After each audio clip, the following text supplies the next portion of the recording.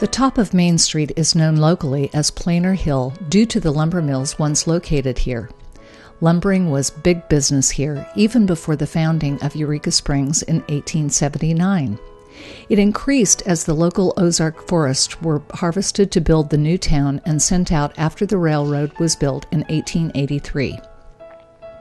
What is now U.S. Highway 62 began as a rough logging road to the lumber mills. As the town grew, it became a wagon road for local travel. Once automobile travel became popular, it evolved as well. Early auto roads were privately maintained and had names, not numbers. This one was the Ozark Trail, also known as Ozark Skyway. A bold arch over the road about 20 miles west announced the road as the Eureka Springs Gateway. An early auto travel magazine described it. The main highway to Eureka Springs is one of the most picturesque in the South. This excellent automobile road runs through a region affording many rare scenic treats and is a mecca to motorists, being part of the Jefferson highways from New Orleans to Winnipeg. The fact that this road has a rock foundation makes it a delight in any season of the year. Mud is an unknown factor. The Rock Foundation Highway was carved out of mountainsides in the 1920s by crews of convict labor. When the Transcontinental Highway System was legislated in the 1930s, this road was incorporated into U.S. Highway 62, running from Niagara Falls, New York to El Paso, Texas, as it still does today. The south side of the highway has seen many changes. It was the site of the original lumber mills built by Benjamin Woodruff, which had several owners and locations over the next 90 years. On the hill above the bank, the smaller house was the home of U.G. Kelly, president of the Granger Kelly Lumber Company, second operator of the lumber business here.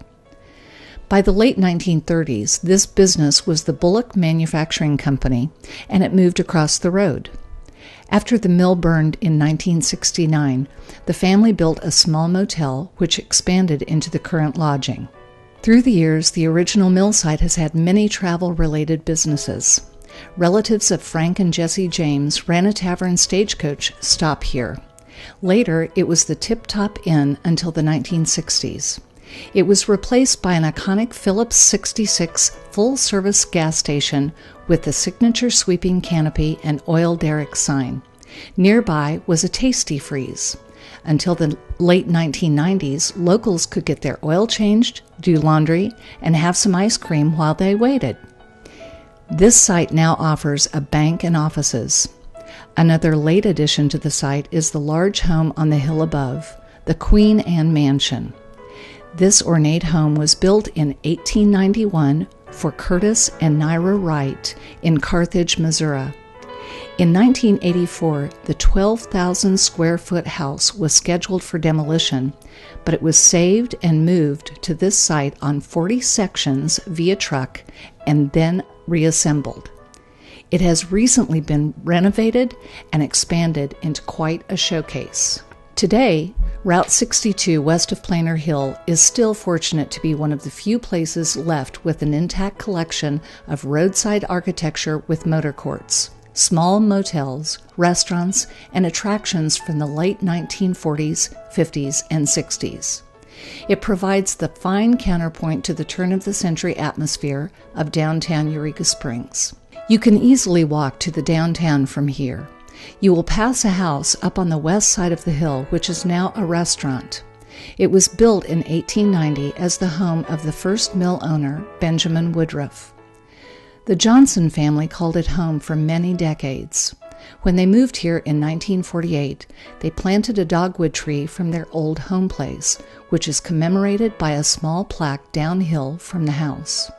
As you pass the log cabin part of the Eureka Springs Historical Museum, try to spot the fish sculpture in the limestone wall. The museum offers a fine introduction to local history for a small admission fee.